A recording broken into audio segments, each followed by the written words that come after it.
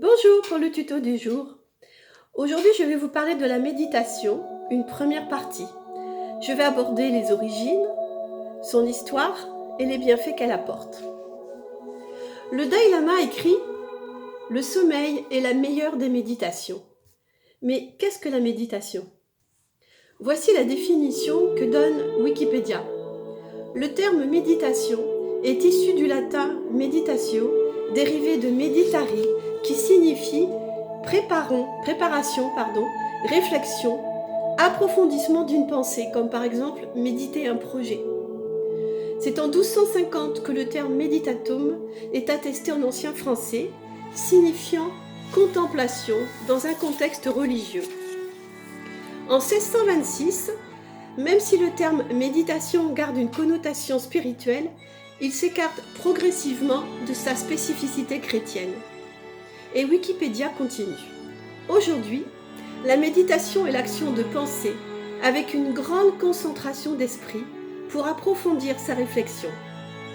Et là je cite toujours, l'acte de méditer associe l'attention, être pleinement présent, et l'intention, soit à visée personnelle, soit au bénéfice d'autrui. Je relis cette dernière phrase qui, à mon sens, est très importante. L'acte de méditer associe l'attention, c'est-à-dire être pleinement présent, et l'intention, soit à visée personnelle, soit au bénéfice d'autrui. L'art de la méditation est une technique qui remonte à la nuit des temps. Elle est au cœur de nombreuses pratiques, qu'elles soient religieuses ou spirituelles.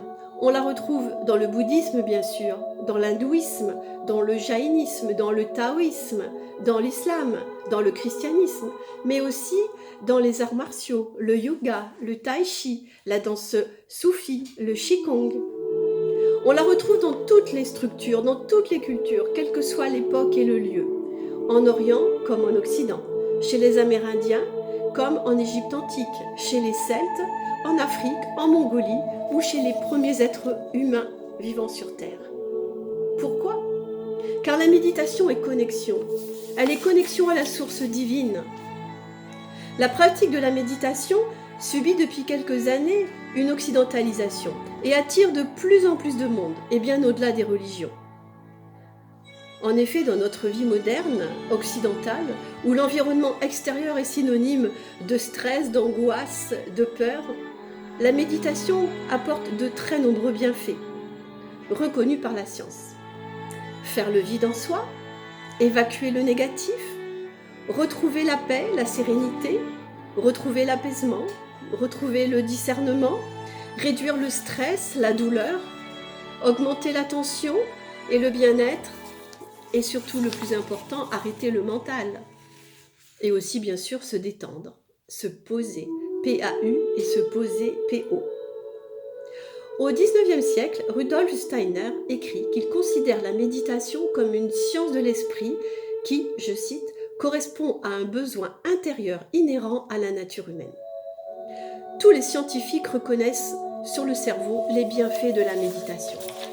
Mais au-delà d'un certain mieux-être, tant physique que mental, la méditation permet d'aller en profondeur, à la recherche de soi-même, permet la connexion à soi-même, à son soleil intérieur, à son soi, toujours plus loin, surtout en cette période d'intense vibration énergétique.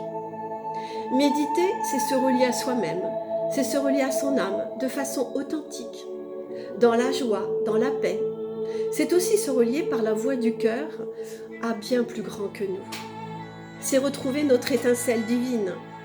C'est retrouver la reliance au grand tout. C'est se reconnecter au divin. Méditer, c'est donc se retrouver soi-même. C'est se recentrer, s'aligner. Et là, je vous invite à consulter les tutos que j'ai faits à ce sujet sur ma page Facebook. Pour avancer sur son chemin spirituel, la méditation est indispensable. Toujours dans la lumière et l'amour, et toujours en harmonie avec soi-même. Différents types de méditation et de pratiques différentes existent. 3 types essentiellement. La méditation active, la méditation transcendantale et la méditation en pleine conscience. La méditation active, c'est une méditation qui est en action comme son nom l'indique, en dansant ou en marchant. En tai chi, on dit, lorsque tu bouges, glisse comme l'eau du fleuve. Lorsque tu te tiens immobile, imite la montagne.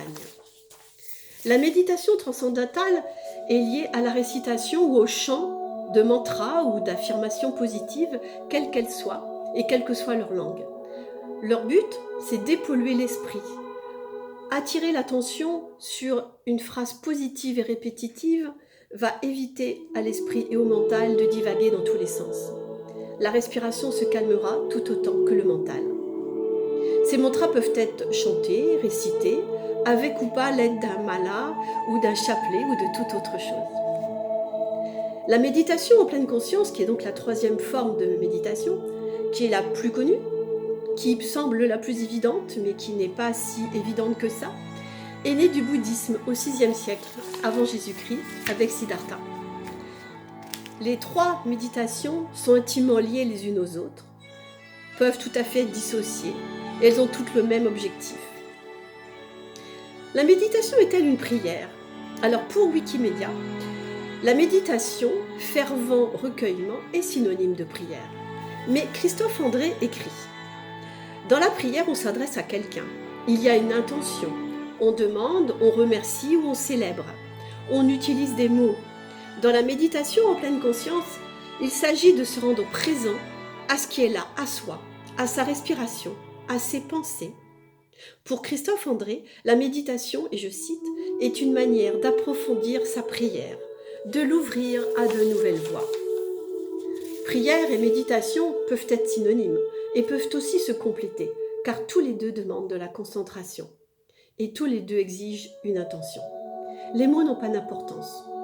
Si l'objectif de la prière est essentiellement de se concentrer sur la prière elle-même, demande, remerciement, offrande, alors que la méditation peut essentiellement avoir pour but une introspection, un retour vers soi-même, à chacun, à chacune sa perception personnelle, au-delà des dogmes et au-delà des mots. La méditation a toujours inspiré la littérature.